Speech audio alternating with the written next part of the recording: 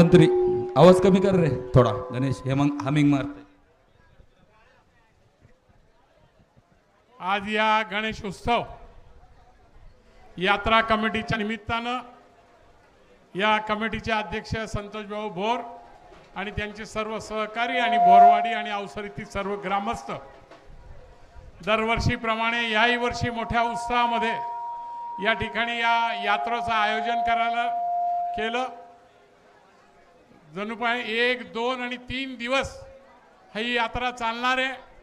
अतिशय तालुक्यामध्ये 2-3 तालुक्यामध्ये या यात्रेचं नाव निघतं। मला स्वतःला या ठिकाणी 101 गाड्या या ठिकाणी पाहायला मिळाले आणि बाबाजी शेठ तुमचा तर कपाळातलं नवग्रह आहे। आलो तेव्हा ती बारी बसती, आज 3ऱ्या वर्षी देखील आहे। जरी माझ्या नावावर जोपासत असलात तरी आपल्या या सर्व शेतकरी बांधवांचं खरं तर या बैलगाडी प्रेमी बैलगाडी मालकांचं बैलगाडी प्रेमी सगळ्या प्रेक्षकांचं या ठिकाणी मानावं तेवढं आभार आहे।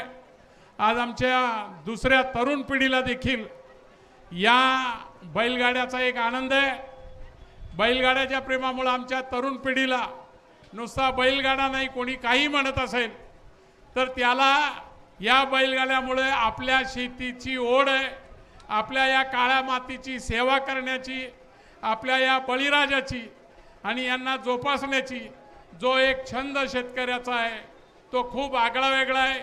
जगात अनेक लोकांचे वेगवेगळे आनंद असतील, पण आपल्या या शेतकऱ्यामध्ये सगळ्यात मोठा आनंद जो आहे तो या बैलगाड्यांमध्ये आणि आम्हाला सगळ्याला या ठिकाणी आपल्यामध्ये सहभाग होत असताना या लढाईमध्ये कुठल्याही पद्धतीने कुठल्याही स्तरावर आम्ही गेले अनेक वर्ष असताना नामदार साहेब या सर्व यांना शुभेच्छा देत असताना इतकंच सांगेल की पुढची पिढी जी आहे त्यांनी जरूर हा बैलगाड्याचा छंद करावा, पण आपल्या या शेतकऱ्यांनी स्वतःच्या पायावर उभं राहण्यासाठी जो काही व्यवसाय करता येईल, शेतीच्या संदर्भात असेल, शेतीला जोडधंदा म्हणून असेल, त्यासाठी मी शरद सहकारी बँकेच्या माध्यमातून असेल, अनेक योजनांमधून असेल, आम्ही तुमच्या बरोबर आहोत। पण या निमित्ताने एकच सांगेल की खरं तर हा तिथे बोलण्याचा भाग नाही, पण आजकाल मोबाईलचा लोकांना खूप वेड आहे। ते असलं तरी काही हरकत नाही, संपर्क आहे, पण मोबाईलवर चालणारे जे खेळ आहेत की तुम्ही हजारो टाकान लाखो कमवान करोडो कमवा, मी अनेक जवळून लोक पाहिलेले आहेत। आर्थिक क्षेत्रात असल्यामुळं मला माहिती आहे, कृपा करून त्याला काय नाद करून द्यायचा तो करा, परंतु या मोबाईलवर